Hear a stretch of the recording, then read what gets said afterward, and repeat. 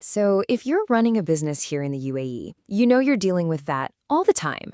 But what about the VAT that you pay on your own business expenses? A lot of businesses just write that off as a cost of doing business, but it really doesn't have to be. Today, we're going to break down input VAT and show you how you can actually get that cash back into your company. I mean, think about it for a second. You go out, you buy a new laptop for an employee, and you pay the VAT on it. Is that money just gone forever? An unavoidable expense? Well, the great news is the answer is almost always a big no. That VAT you paid can and should come right back to you. We're going to show you exactly how. Okay, first things first. We need to completely change the way we think about this. The VAT you pay when you buy something for your business, it's not just another cost. Think of it more like a potential credit, almost like a rebate from the government that can seriously help your cash flow. So, what is input tax, really?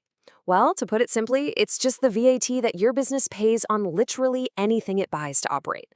We're talking about your office rent, your supplies, any professional fees you pay. The VAT on all of that stuff, that's your input tax.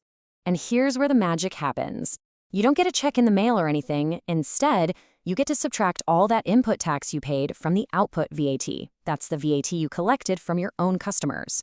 So let's say you collected 1,000 dirhams in VAT from sales, but you paid 300 in input tax. You only have to send the government 700. It directly chops down your final tax bill. Pretty cool, right? So, how do you unlock this refund? It's not automatic. You do have to check a few boxes.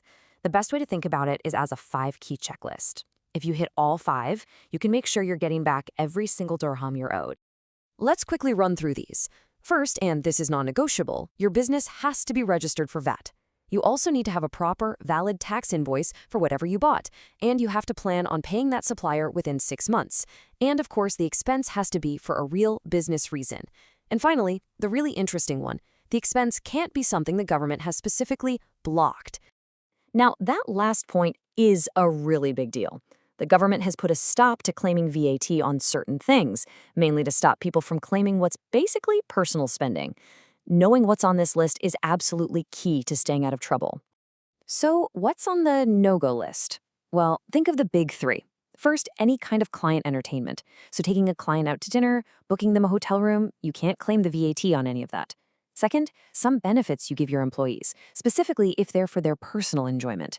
And third, cars, specifically if that car is available for an employee to use personally. The rules around employee benefits really show you the logic here. If you provide health insurance because the law says you have to, you can recover the VAT. But if you give your team a gym membership just as a nice perk, the VAT on that is blocked. The government's test is pretty clear. Is it a legal duty or essential for the job, or is it just a personal benefit? And we see the exact same thinking when it comes to vehicles. If your business is, say, a taxi service or a car rental company, well, those cars are your business. So of course you can recover the VAT. But if you give a company car to your sales manager that they can also use on the weekends for personal trips, that VAT is blocked. Okay, but what happens when things get a little complicated? Let's say you have a business with mixed activities. A great example is a real estate company. They sell commercial properties, which have VAT, but they also lease residential properties, which are exempt from VAT. When you have an expense, like your office rent, that supports both sides of the business, you can't just claim 100% of the VAT. This is where we get into something called apportionment. Now, apportionment might sound like a super technical accounting word, but all it really is a fair way to split the VAT you pay on your general overheads, things like your rent or utility bills. You're splitting it between the part of your business that charges VAT and the part that doesn't. You can only claim the bit that supports your taxable sales. The easiest way to think about this is to sort all your input VAT into 3 buckets. First bucket, anything that's directly for your taxable sales. That's 100% recoverable. Second bucket, anything for your exempt sales. That's 0% recoverable.